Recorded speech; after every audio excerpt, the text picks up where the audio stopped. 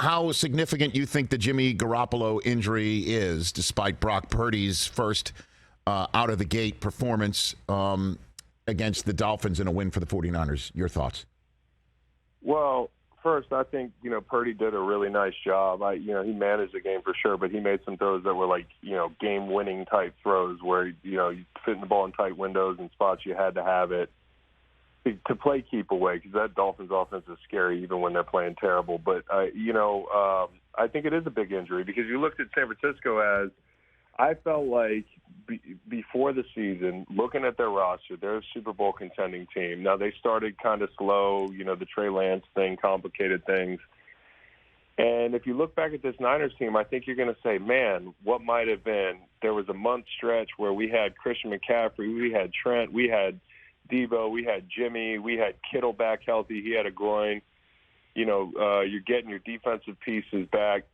It felt like this was the team that everybody's waking up to, the fact that they could make a real run in the NFC and possibly be in the Super Bowl. It doesn't feel that way anymore. Now, I know Baker's – I can't believe we're talking about that. I know that. I would love to see it happen.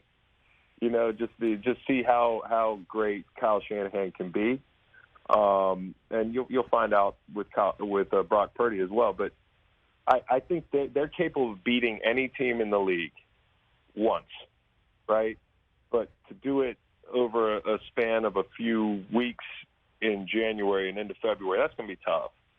With a young quarterback like this, you don't want to count them out any given Sunday, but to string together a playoff run where they end up in Phoenix, I don't know, man.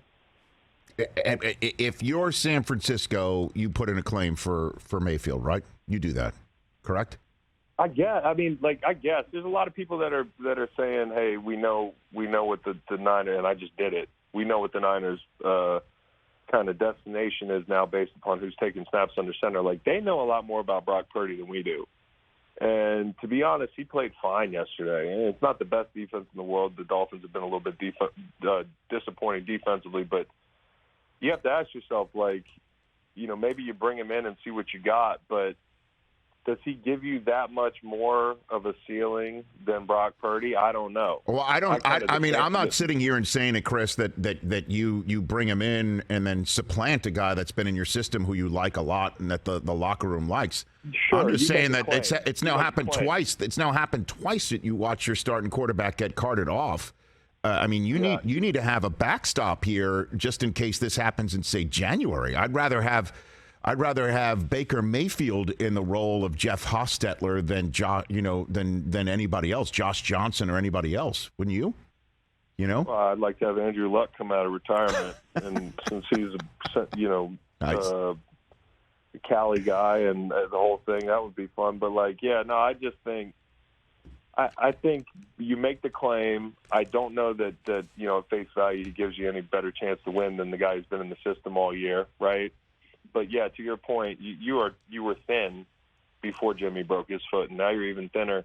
And it's tough. They're gonna listen. They got to be really good on first and second down. Their whole thing is going to be, whether it's Brock Purdy or Baker Mayfield or somebody else, is like, we can still beat teams, but we're going to dink and dunk a little more, which is kind of what they do with the chance to hit an explosive any play because of the ball carries they have. But if they can stay in third and manageable and possess the football like they did for the meat of that game yesterday, they're still scary. They're still dangerous. But and another thing is, when you have a backup, the whole team plays better.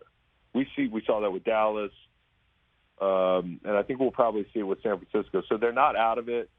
And you have to keep an eye on the teams that can make waivers claims ahead of San Francisco. I think it's Houston, New Orleans, maybe somebody else, but nobody really. Indy, I don't think anybody really wants to add Baker Mayfield right now out of that group of teams. What if you're the Rams and you want to prevent him from going to San Francisco just because you're spiteful? What about that? So that was my thing. Is there's got to be maybe one team that just hates Kyle Shanahan. That'd be the Rams, wouldn't it? Wouldn't it be the Rams? It is the Rams. I don't know. That'd be all-time petty right there. Yeah. We have a petty scale on the Rich Eisen Show, right? Yeah. Richard is the most. Richard's number one, and Bryce is like sort of the last DEFCON. I don't know where that would be. Richard. That's Tom Petty, probably. Tom Petty, just a little bit below Kyle, a little bit below Richard. That's really good. Yeah, we have a petty scale. We got a petty. I don't know which end of the scale it would be on, but it would be in the corner for sure. Okay, very good. It would be the pettiest of the petty. Catch the Rich Eisen Show every single day on the Roku channel, 12 to 3 Eastern, for free.